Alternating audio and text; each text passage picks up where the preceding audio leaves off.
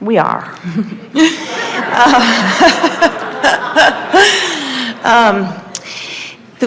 What you were just talking about, what I'm thinking is along the same lines. I'm really thinking about resistance and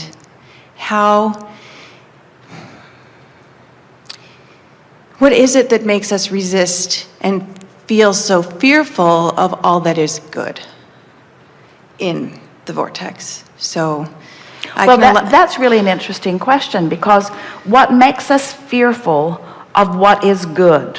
Well, that's a totally illogical question, isn't it? Why would I fear something that's good? So stay there why would I fear something that's good? You wouldn't. You would never fear something that's good. But if something is good and you're looking in opposition, you're going to feel what you call fear. Follow that? You don't fear what is good. You just feel fear when you look in opposition to what is good. So when you feel fear, you're not looking at what's good. You're looking at the absence of what you think is good. Did you follow that? Yeah. That's the thing to know about your guidance system. In other words, anytime, so let's start in a really obvious place. Who you really are is love. When you are focused upon someone and not loving them, even though you may have good reason by your physical standards, your choice to push against them has you out of whack with the love that is really you. So the emotion that you call hate or anger is nothing more than the disallowance of the love which is natural. So what if that disallowance is not directed externally but directed internally? So it's very difficult for me to choose to love myself and accept myself for the magnificent being that I am. Well, you know, you and don't. So that's what I resist. You're not alone in that. Most people are harder on themselves than everybody else all put together, because you've been trained that way by people who looked at you with disappointment because you didn't make their world complete. In other words, so many people you've been bumping up against have been looking for love in all the wrong places. And over time, it wears you down as you are unable to be that impossible thing that they're asking you to be. That really is a perfect answer, but very hard to hear sometimes. In other words, you've trained yourself away from caring about your alignment and into caring about their approval of where you're at. So when you find yourself having a hard time appreciating yourself, we say it doesn't matter what the object of your love or appreciation is. It only matters that you have one. And sometimes the easiest thing to do is to start with something easy, something that's like your cat or your dog, or someone who has never betrayed you except for that one accident on the carpet. In other words, someone who is easy for you to love, because loving is alignment. And so as you find objects to love, and you find that object to love and that one and that one and that one, before long you can turn the lens on yourself and still feel love. So start with the easy things first. One more. You see, we can stand here and say, that's just ridiculous that you wouldn't love you, but that doesn't help. We can stand here and say, it's so easy for us to love you, but that doesn't really help. We could even tell you all of the reasons that we love you, but you know what's interesting about that? We don't love you because you're wonderful. We love you because we love. Now, is that painful? Some people say, oh, well, Abraham loves everybody. No big whoopee when they love you. They love everybody. But that's what we want you to come to. In other words, it's natural to love, and we are so accustomed to the fullness of who we are that when we see you, oh, there is a plethora of things that we get to enjoy, because that's what our vibrational bent is, so it's so easy to see, you see. So we don't ask you to behave this way and this way. We don't say, be lovable so we can love you. We say, we love you, be however you choose to be. Our love for you is not dependent upon your behavior. Our love for you is unconditional. And that's the way we want you to be. We want you to experience the deliciousness and the naturalness of loving in spite of what's going on, you see. That's why so many people think that they need to control so many things, because when I look at that, I feel love. When I look at that, I don't. So we need to wrestle that to the ground and kill it, because I might see it again and it might force me to not feel love, which doesn't feel good. So we need to eradicate that. We need to wipe that off the face of the earth so that I never have to feel this way again, because I have no ability to focus over there as long as that exists. You see. So that's what we're saying, the same thing to you. You just have to decide how you want to feel, and then just start with easy things until you get the hang of it. Okay. People have trained each other. People have trained you. They've said to you, if you behave in this way, I will love you. And so you just knocked yourself out being lovable. Just knocked yourself out being lovable. But you weren't knocking yourself out being in alignment. So you never felt the love that you thought you were eliciting from others. That's why it's so confusing, you see. There have been times, one time in particular, where I can remember being very much in alignment and understanding exactly what you just said, and how operating from that place of being loving and loving myself and able to love everything that kind of came across my path during that time, things just fell out of the way like dominoes. I mean, it was extraordinary. It's nice that you have that memory, because that's exactly what we're talking about. And that's where the fear begins to come in, because it happened so fast and things went so beautifully, so quickly. So why do you fear that? That I panicked. Like, I think the deserving came in. Like, I don't deserve all this wonderful. So you did shoot yourself in the foot, but you wouldn't be so likely to do it next time. In other words, now you understand what happened more, you see. It's really lovely when someone loves you and holds you as their object of attention and just showers their love. It feels really, really good. But now you are immediately dependent upon them and their focus, over which you have no control. And before you know it, you and they are in bondage. This wasn't with another person.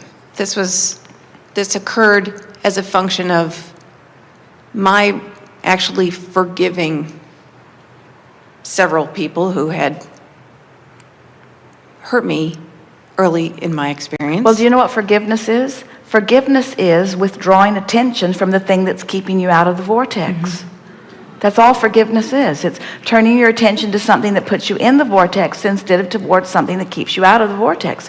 So forgiveness is just returning to your vortex. That's all it is. It's being who you really are. Right. So really the key is to think in terms of what you are presenting, not what is being presented to you. If you want someone to love you, you are looking for love in all the wrong places. If you want to find objects of attention to love, now you're really onto something, because there are so many. One night, in an effort to just get into the vortex, in the midst of some troubling things that were active in Esther's experience, she just focused upon her new pillow and just appreciated that pillow. It sounds ridiculous that the pillow was her easiest object of attention. It wasn't snoring.